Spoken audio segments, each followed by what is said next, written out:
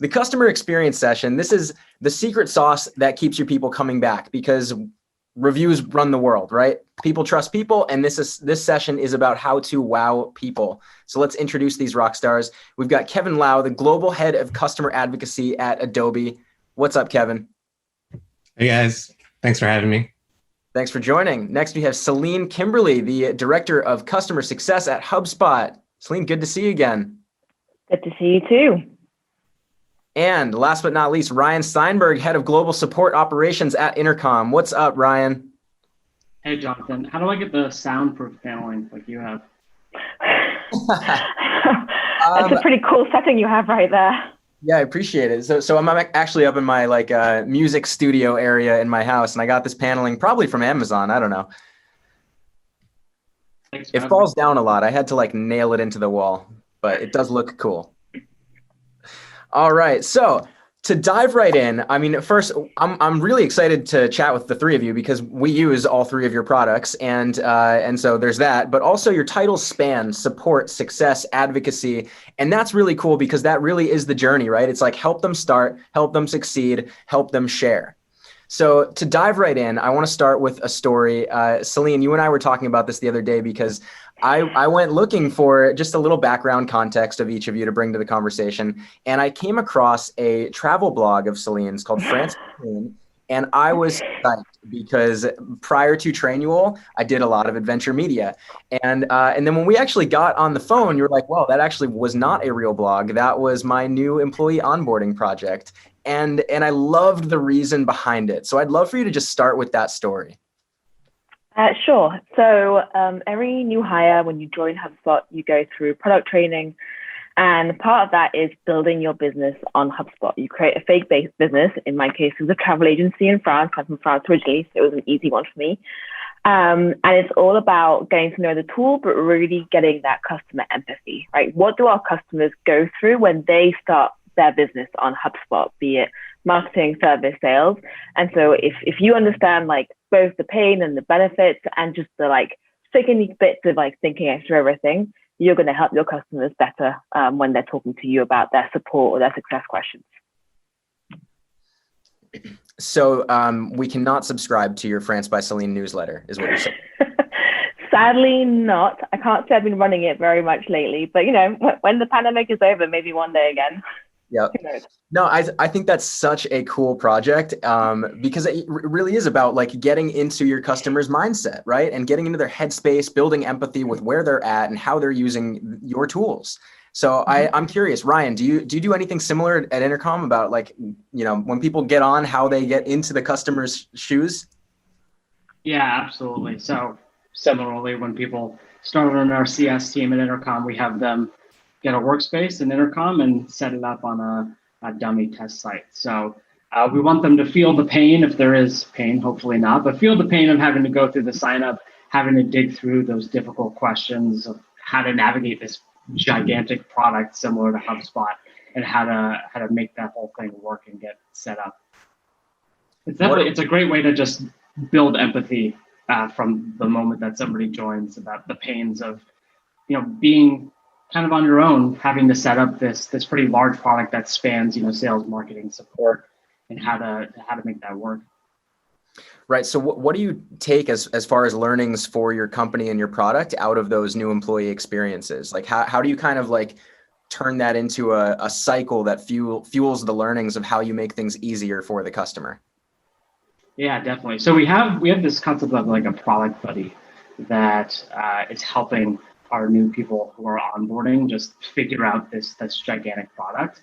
And all the feedback that they're getting there, they're able to bubble up to their manager. And from there, we can take that to the product team and let them know whether it's in the sign-up flow, whether it's adding your credit card, something as simple as that, to just figuring out how to set up the most basic of things like adding our messenger to your site, how to make all of that process better, everything from our in-product help to our actually installing the JavaScript snippet, to our articles that help explain how to do just that. All of those things get bubbled up to the product team. So it's a nice little feedback loop. Yeah, it's funny. You said how to a bunch of different times in that answer, right? And I think that's like really at the core of like customer content, is just trying to have those experiences to surface the how-tos, to get ahead of answering the questions that need answering, to then, serve them before they need served in essence, right? Yeah. And the how-to questions are, so we have like a bunch of different feedback categories for our conversations. So there's like product confusion, which is like a big bucket, feature requests, bug reports. But the how-tos are by far the easiest thing for someone to conceptualize when they first get on the team. And usually the easiest thing for the product team or our product education team to actually fix things, to improve things, just because it is oftentimes just as simple as, how do you use this UI? What is the user experience when you're in this part of the product? How do you make that better so that they don't have those how-to questions? Or if they do, our articles or our documentation makes it easy for them to find it. Right. So Kevin, do you have any specific examples at Adobe of how you, step into the customer experience and really start building that line of empathy to inform the content that you create to better serve them?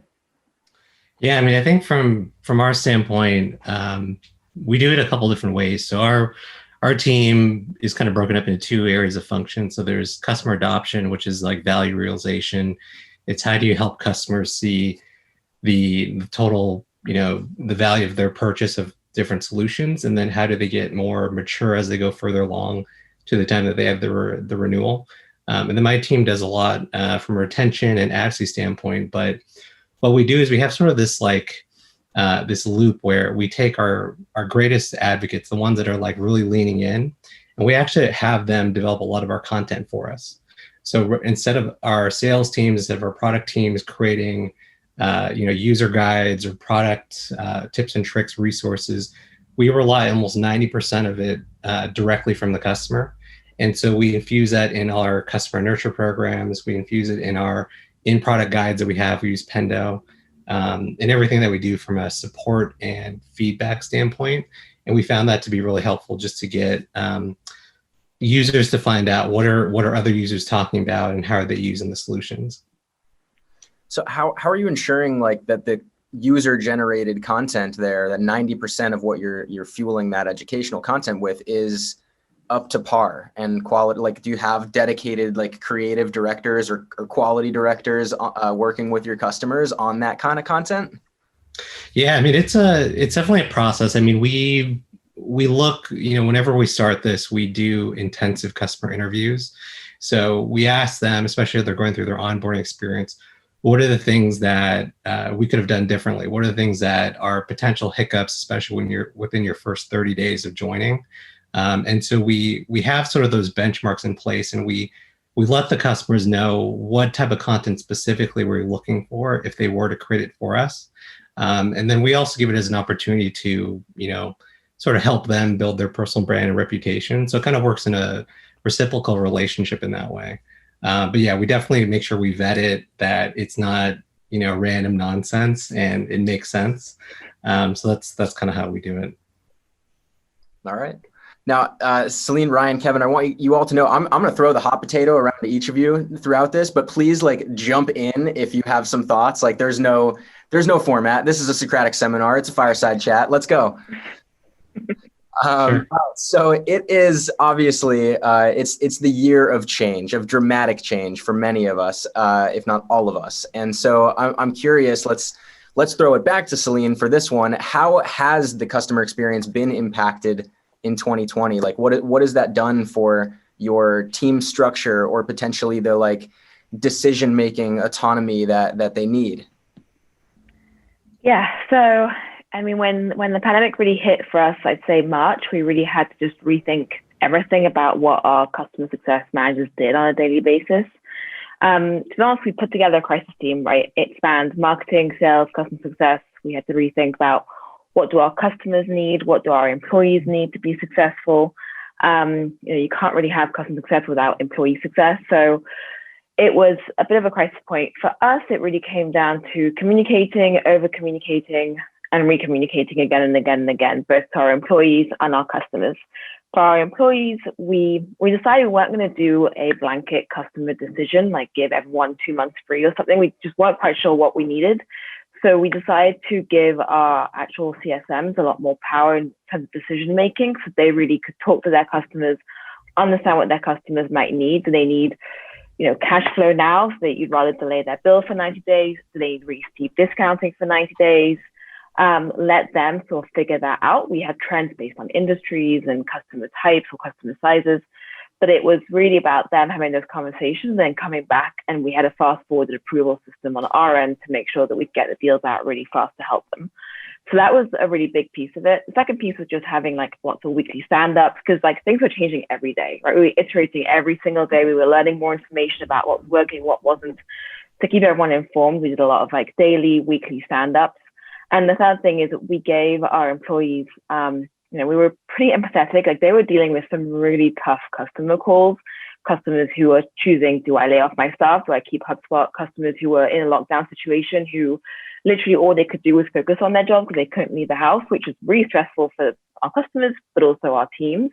And so giving them as much support as they might need to just take time out for themselves, regroup, re-energize, and then get back at it. So that's by the last 9 months, basically. I love that you can't have a great customer experience without a great employee experience. It's so right. They're so intertwined, right? And you need to fuel the mental health of your employees to be able to have those conversations, because the front line, that support, success, advocacy role is demanding. It's wildly tough to deal with those issues that are coming to your door every single day. It's like somebody's just always calling you up. Hey, I've got a problem, right? How do you mentally deal with that, especially right now? How have you guys? I'm sure Kevin and Ryan can talk to that as well. It's just in crisis mode. Yeah, I mean, it's I think we've all seen it too, especially within the first month of, when lockdown happened and COVID. It was, every single email message for the first month was hope you're safe during these unprecedented times. And I think it just got overly played out, and people thought that companies are really not listening to what's top of mind, and people kind of got sick of it. I think what we try to do to help pivot, this goes back to the whole customer experience sort of mandate a company has. I think a lot of companies think that it's just one team's responsibility, but I think it has to be very much a cross-functional effort across customer success, marketing, support, sales, etc., to have that that benchmark as far as what are we going to do to really influence the customer experience? How do we make it powerful, and how do we reinvest in it? Because I think historically, at least at Adobe, a lot of it was focused. Almost 75% of the business was around how do we drive more net new logos, new sales, things like that. But very little of it was to support the CSM or to support the customer success organization, who usually had to deal with taking care of the renewal, taking care of the caring, feeding, and create this sort of lopsided situation. And I think this year in particular, it kind of flipped a lot of the business practices, of course, because organizations are trying to figure out, okay, we can't take our customers for granted anymore. And so we need to really think about what does that journey look like, and how do we orchestrate it in a way that it's really going to be impactful and not just, lip service. So what we've done is we try to create a lot of different feedback channels directly to the C-suite. So of course we have our surveys. We did some pulse checks as far as kind of what's top of mind for our customers right now. And to Celine's point earlier, we had customers that were just, knee deep into kind of everything that they had to do for their job, but then they also had to manage their personal lives and everything else. So they didn't have time to think about all the other, luxuries of what am I going to do over the weekend? And so it was just really kind of insightful, where we needed to focus and pivot sort of our strategy.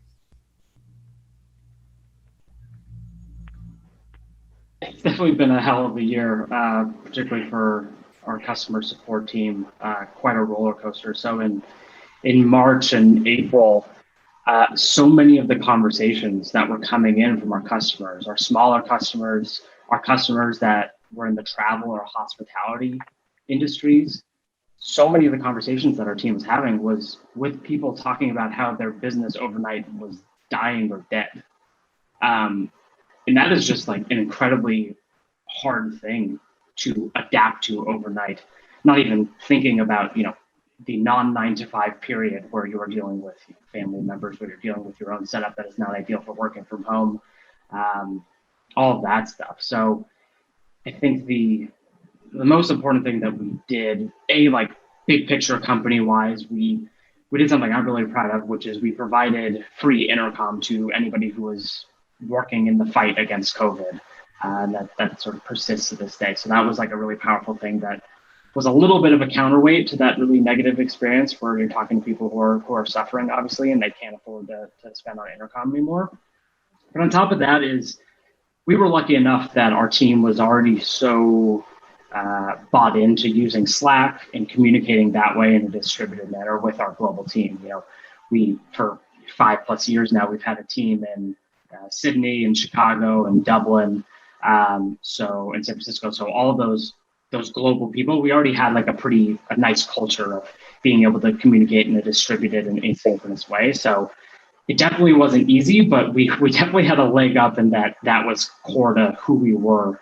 And we had a lot of the processes set up to make sure that customers talking to us over here could get a good experience when that team maybe in Dublin signs off for the day.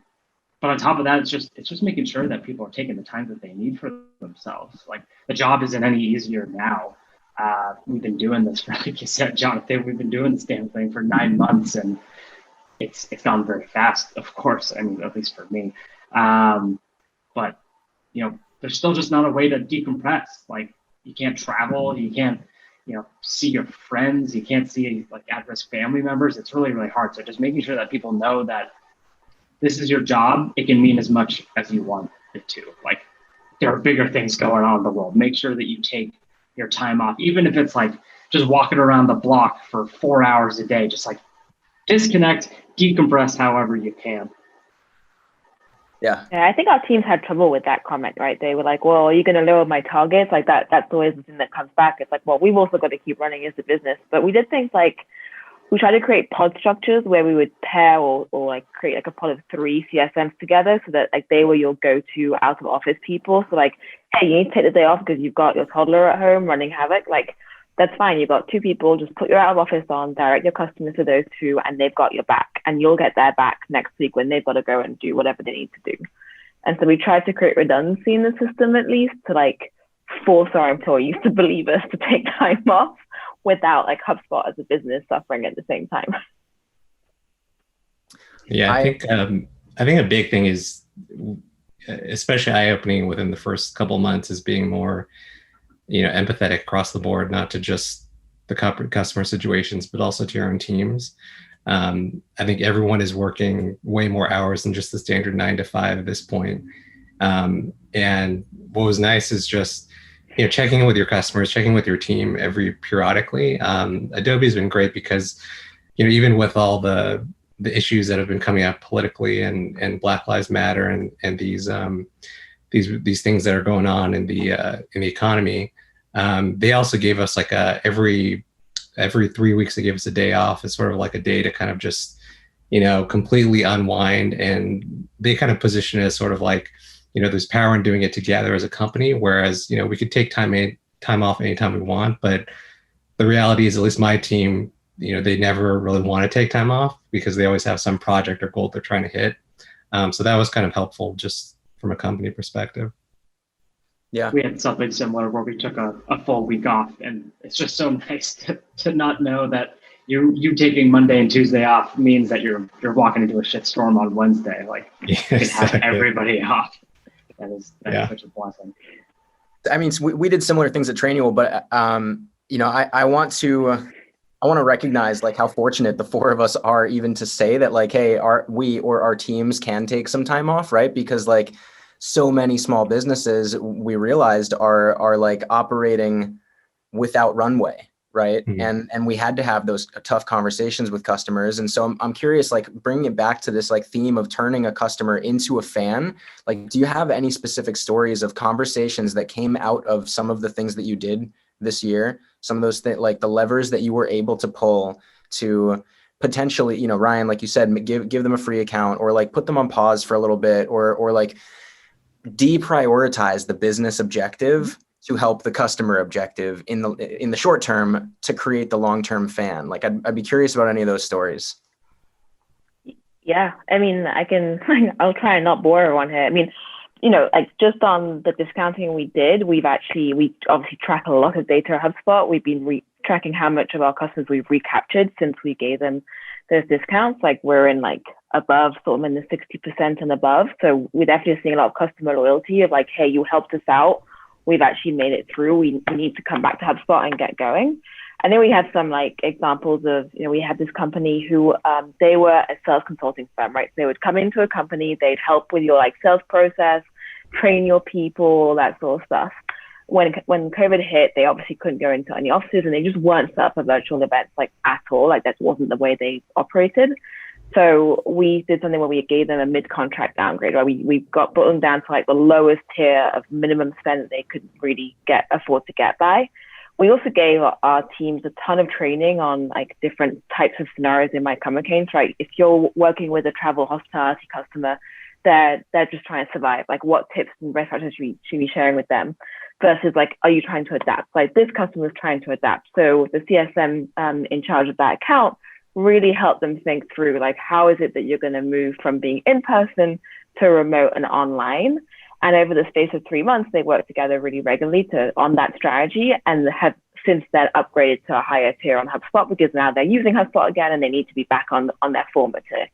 And they're seeing really good revenue from their new product offerings online. That's kind of one example of many, but I'm sure Kevin and Ryan have a ton too. Anything top of mind for you guys? Or Ryan, if you want to go first. Sure. Yeah, we did pretty extensive crediting and couponing in the March through May, June period for a lot of our customers.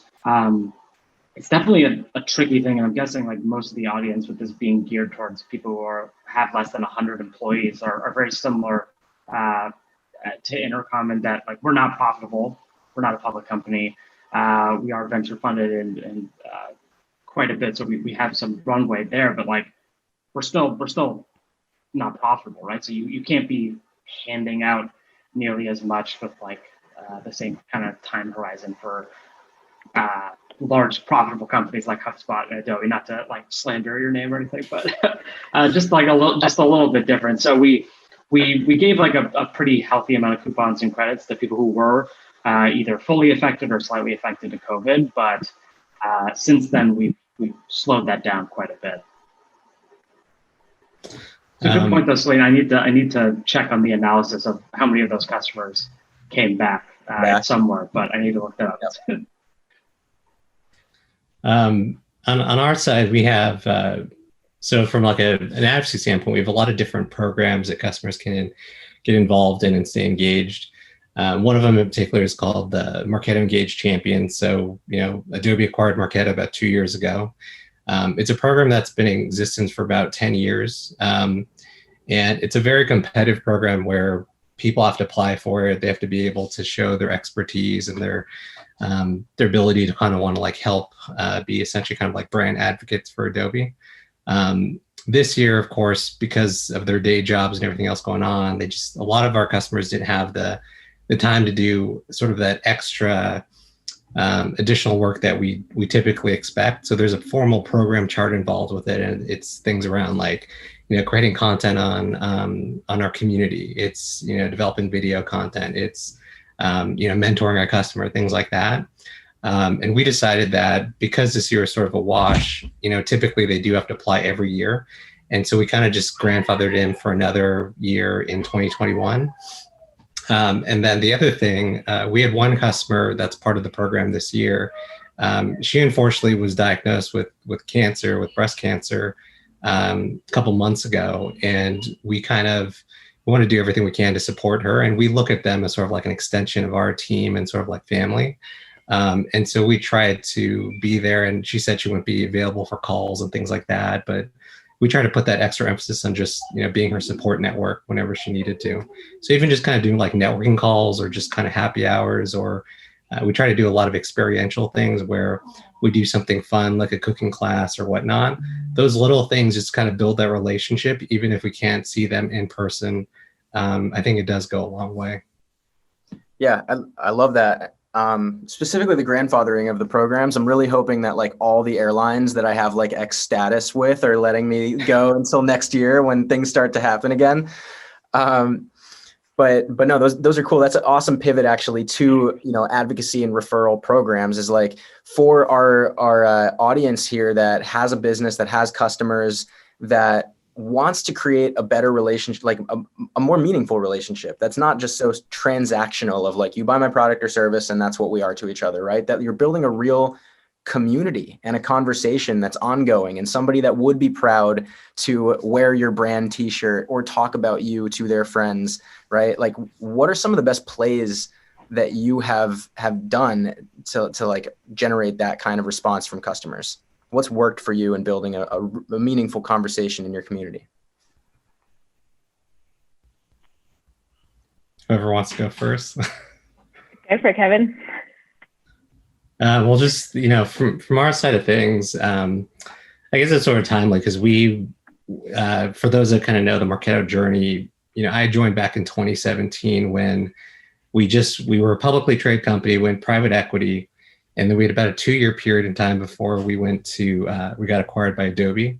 And so the sentiment around the customer base was very, I would say it was, a lot of customers complaining because they weren't sure we were still going to invest in the product, and they weren't sure if, things were going to get better. And so I think the biggest thing, regardless of the size of your organization, is just set up time and talk to your customer.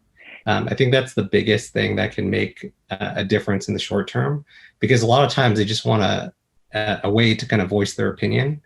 And, at the same time, of course, you want to take that feedback and put it in a constructive way that it's going to help move certain levers or impact things. But, just as an example with like the champion program we had these folks were, diehard Marketo users for like 5 years.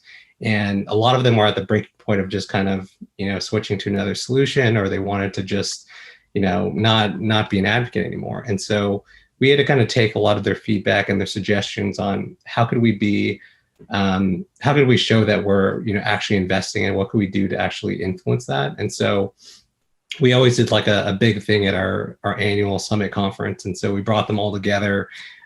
We used that as sort of like a feedback roundtable discussion.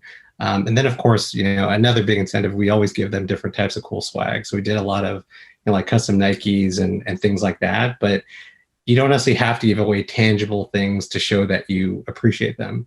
I think at the end of the day, we just try to create relationships with them first, and then give them opportunities to connect with our C-suite leaders. And I think that's really what made the difference. They wanted to show that we had a direct channel to listen to their feedback at the end of the day. Yeah, I love that. I think I'm curious how often everybody talks to your customers, like you specifically. Are you getting on the phone and actually talking to them? And then also like, what's that next step? And I know, Celine, I know you were about to jump in with like your strategy here for advocacy too, and I want to hear that. So you can maybe tackle both. What's your next step? I'm sure Kevin, Ryan, and I all have similar, like, we're all like tech companies, so probably all similar customer advocacy programs. I forget what your question was. Sorry. How often are you speaking with your customers?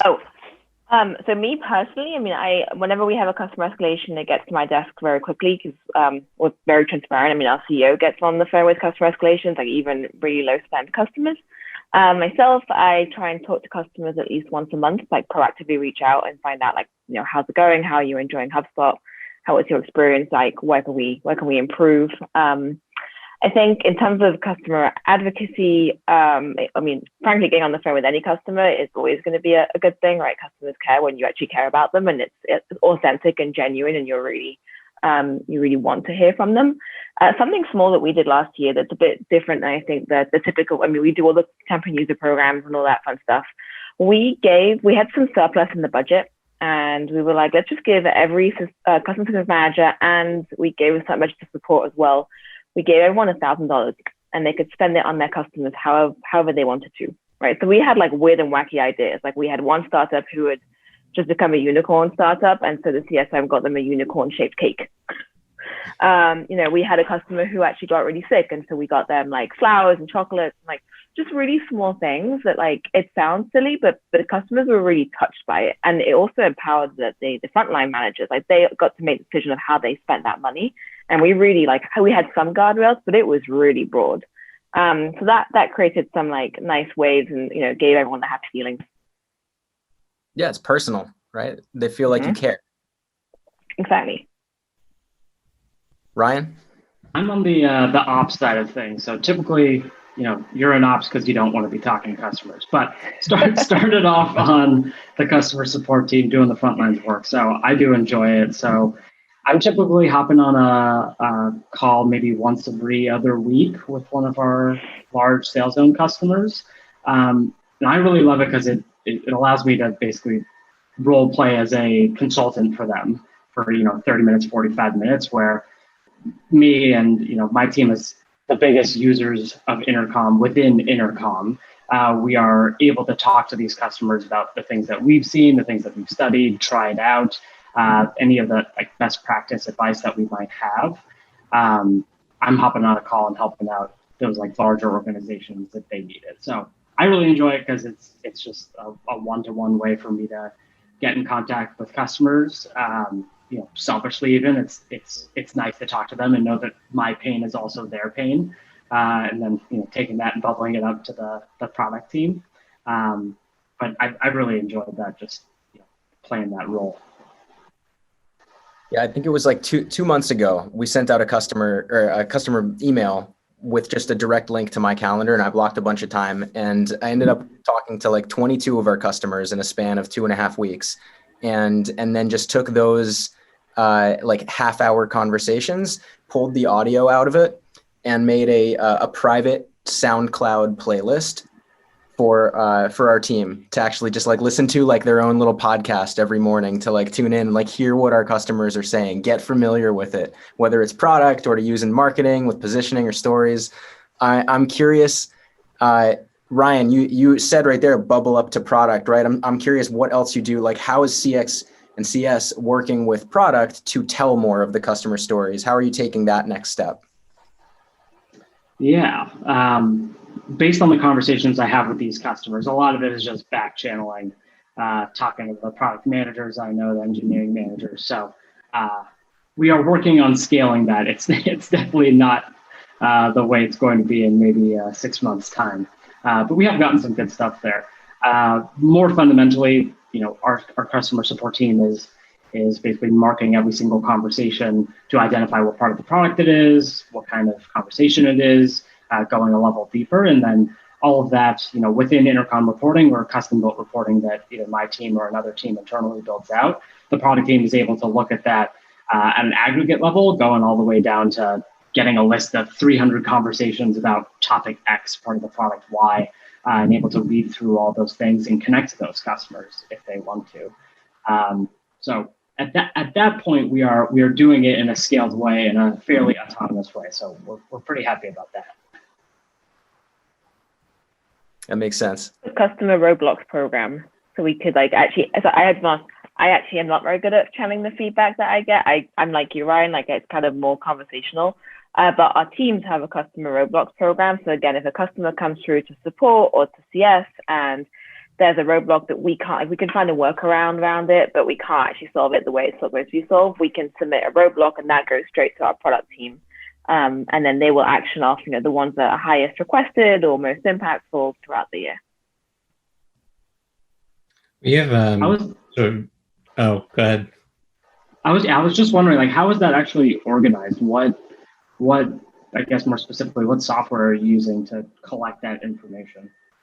So we use a lot of HubSpot software. We build a lot on HubSpot. So it's all kind of custom built, but a lot of our IT help desk stuff is in Jira.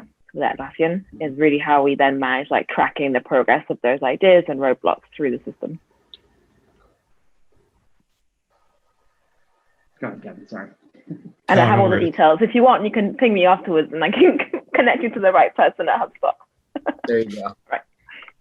All right. Kevin, did you have something to say before we jump into some Q&A, or I've got one more question? I was just going to mention with your question around like product feedback and whatnot, we have, besides surveys, like I mentioned, we also do a lot with our customer advisory board, and we do a lot of sessions with just our, sort of elite, sort of like private group of advocates that they could spend like an hour with like the product teams and go through the roadmap and all that. And that's been really kind of insightful to get the feedback that we need. When is the right time to create a customer advisory board? This is a good question. I think it ultimately depends on what are the goals and objectives of the company. So, we have two different types of boards. We have a product advisory board, which is much more designed for a practitioner audience, the ones that are like in the weeds every single day using the solution. And then we have, we call it executive advisory board, which is more for the strategic, CMOs or C-suite leaders. I think if it's, if the company is looking for executives buy-in, and you have a challenge where, typically the practitioners, maybe they love your solution, but the execs don't see the full value of why they're spending, 10 times more with this solution versus something else, then I think at that point it's worth having a discussion around, bringing a strategic board together. And how many people do you have on it? We keep ours relatively small, so about 15, 20 people, and they rotate every 2 years. Okay. So, and how often do you meet within the 2-year span? So before COVID, it used to be, one in-person board meeting. And that's where you kind of wine and dine them. And then you do like a full workshop of a bunch of different discussions ranging from product strategy to messaging to anything else that's top of mind for your exec team. This time during COVID, of course, it's been a little bit more difficult, but we generally try to have at least like one quarterly touch base with them. The other challenge, of course, is when you're dealing with different time zones. We have a global cab, and so we have people from Japan and ANZ and EMEA, so it's a little bit challenging, but we try to do like 2 different sessions to accommodate. All right. Awesome. Thank you for bringing that up and going down that rabbit hole a little bit. Sure. All right, so we've got a question from Braden Riley. For a team of customer care that is constantly experiencing change with new products to educate on, what is the best way to keep the team motivated and educated on new additions? That's a tough one. I don't know. I can attempt it. So HubSpot does release product updates like pretty much every day, which I came from Salesforce, where we have like a tidy sort of 3 releases a year. It's all very documented and all that. So when I first joined, I was overwhelmed with just like the volume of emails we get every day. We still get those emails, but something that we started doing is creating like monthly topic sprints. So every month we'll have a specific theme. And they'll be oriented around more of our bigger product updates, for example. And so each week the team will get a piece of that topic sprint, right? Kind of an introductory in the week 1, bit more maybe business side on the week 2, and like technical on week 3, with 1 week left usually to catch up on the stuff that they haven't had a chance to do yet. So that's something we've tried to do to create a little bit more structure and themes and break through some of the noise. But honestly, part of it is we really encourage our team members, like they all have their own free HubSpot account that's like enterprise level. And so we push them heavily to go into the products and play around with the products and try out different tactics. And they share some of their wins and tips in our Slack channels.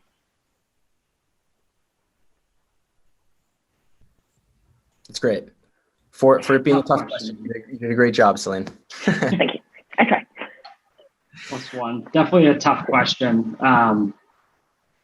I think it seems like, just in talking to other leaders around this, that most people have it figured out for the mid-size product launches, mid-size feature changes to the large stuff. So for those, we're using like WorkRamp to make sure that people have like a really thorough understanding of any sort of like big product changes.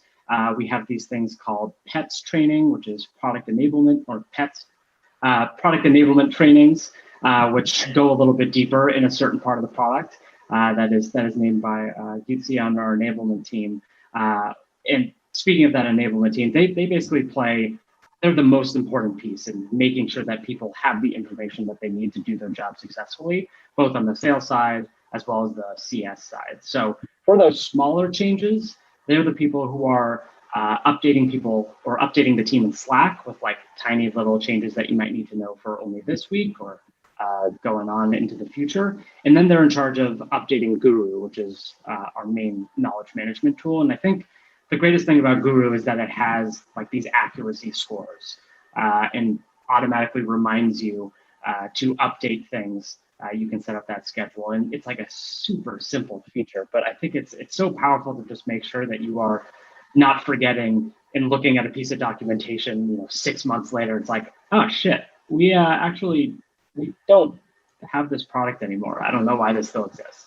So being able to have like those scheduled out things where you and the enablement team can sort of take a look, make sure it's still accurate, that's super important because that's the place where all of our sales reps and all of our CS reps are going every single day to double check information. All right, good to know. So let's see, we used to send thank you cards to gifts to our customers via mail.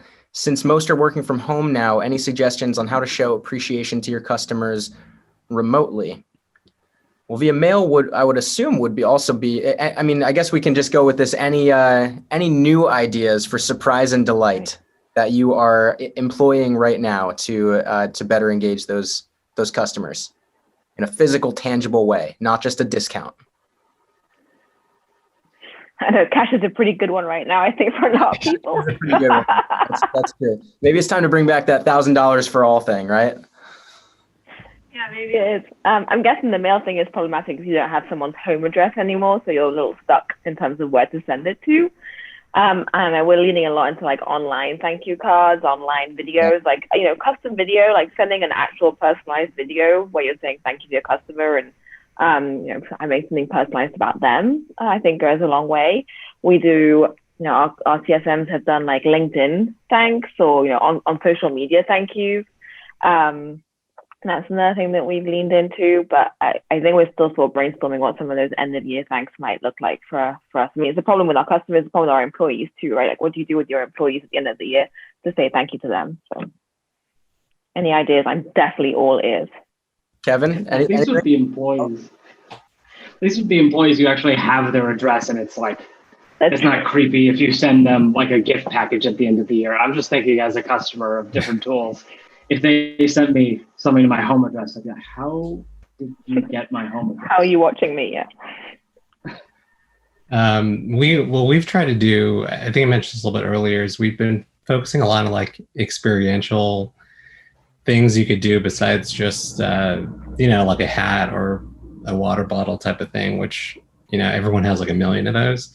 So Airbnb, I don't know if you guys have seen it recently. They've pivoted quite a bit their business model, where they're creating like these fun experiences you could do with your family. So we've been doing that a little bit just to give sort of a break, and so it's not just the customer that gets to have fun with it. They could bring their kids, they could do it with their spouse, etc. So that's kind of a cool thing, and it ranges from anything from like paint night to taking a tour in some place virtually. We've also found that escape rooms are really fun. Those are not very expensive. I mean, it's like $20 per person. The other thing that's relatively new that we've started trying is there's a website called Cameo. And I don't know if you guys have ever used it before, but It's kind of fun because you could take a celebrity. It's generally, it's not like an A celebrity like a Tom Cruise necessarily, but it could be like a C or a D, someone that's like a little bit obscure, but is kind of cool still. And you can ask them to create personalized videos on behalf of whoever it is you're sending it to. So someone did this for the Star Wars actor that plays Jar Jar Binks, who, depending if you like that character or not, but the person was a big Star Wars fan. So that's kind of a cool thing that they just do like the voiceover. Yeah, that's great. If you're a big Star Wars fan, you probably just ruined their day by sending them that cameo with the Jar Jar Binks voice. Yeah, but you could do, it ranges from all different types of shows and genres. Totally. Definitely a good idea, to get Flava Flav to say hi to your customers. Yeah. That's awesome. All right. Well, I believe that's all the time we have right now. But Celine, Kevin, Ryan, thank you so much for sharing what you're doing to, I love that the conversation went into caring about employees as well as customers, because you can't have one without the other. And the customer experience starts with the employee experience. So thank you so much for going there, for digging in and sharing what you're doing to care about both sides of that coin and help build promoters through personalization and care, right? It's awesome. You're very welcome. It's great joining you guys. Yeah, thanks for inviting us.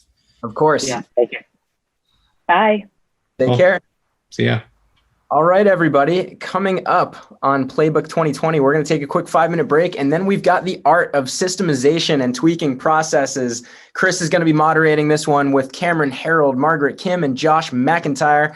This is going to be fun. Another good session. I hope you're enjoying this so far, taking plenty of notes, and engaging on social. Again, hashtag Playbook 2020. See you in 5.